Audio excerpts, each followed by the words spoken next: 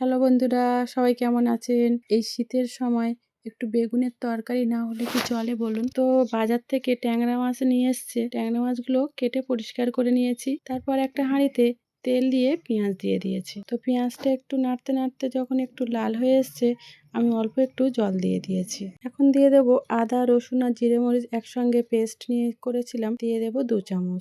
তারপরে আমি পরিমাণ মতো লবণ দিয়ে দেব শুকনো লঙ্কার গুঁড়ো 1 চামচ, 1 চামচ হলুদ গুঁড়ো। তারপরে এইভাবে ভালো করে নাড়তে থাকবো। তো এইভাবে মশলাটা নাড়তে নাড়তে আমার মশলাটা কষা হয়ে গিয়েছে। এখন দিয়ে দেব একটু জল আর কয়েকটা কাঁচা লঙ্কা। তো তারপরে দিয়ে দেব মাছগুলো। তো মাছগুলো সব দিয়ে এখন একটু নেড়ে ঢাকনাটা ঢেকে দেব। তারপর আমি কয়েকটা তেজপাতা দিয়ে দেব। তো তারপরে চাপা দিয়ে মিনিট 5 পরে আমি ঢাকাটা খুলে মাছগুলো একটা পাত্রে তুলে নেব। ওই যে মশলাটা ছিল, মশলার মধ্যে আমি দিয়ে দেব আদা রসুন পেস্ট 1 চামচ, আর একটু হলুদ গুঁড়ো, একটু লবণ আর একটু লঙ্কার গুঁড়ো। তো সব মশলাগুলো একসঙ্গে দিয়ে ভালো করে মশলাটা কষিয়ে নিয়ে এখন আলুগুলো আমি আগে থেকে কেটে ধুয়ে রেখেছিলাম দিয়ে দেব মশলার মধ্যে, দিয়ে আবারও ভালো করে একটু মশলার সঙ্গে কষে নেব। তো আলুটা এখন মশলার সঙ্গে ভালোভাবে কষা হয়ে গিয়েছে।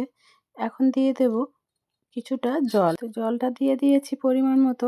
দিয়ে বেগুন আমি আগে থেকে কেটে ধুয়ে রেখেছিলাম, দিয়ে দেব বেগুনগুলো। তারপরে কয়েকটা কাঁচা লঙ্কা দিয়ে দেব বেগুনের উপরে। তারপরে কয়েকটা টমেটো কেটে দিয়ে দেব বেগুনের উপরে, দিয়ে ঢাকনাটা ঢেকে রেখে দেব। তো কিছুক্ষণ পরে ঢাকনাটা খুলে আবারও একটু এভাবে নেড়ে দেব। তো একটা কড়াইতে আমি একটু তেল দিয়ে বড়িগুলো আমি হালকা হালকা লাল লাল করে ভেজে নেব। তো বড়িগুলো এখন ভাজা হয়ে গিয়েছে। এখন আমি বড়িগুলো তরকারির মধ্যে দিয়ে দেব।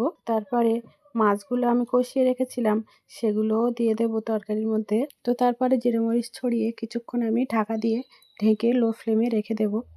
তো বন্ধুরা, আমার এই রেসিপিটা কেমন হলো কমেন্ট করে জানাবেন। আর যদি ভালো লাগে একটা লাইক দেবেন। কি লাইক দেবেন তো?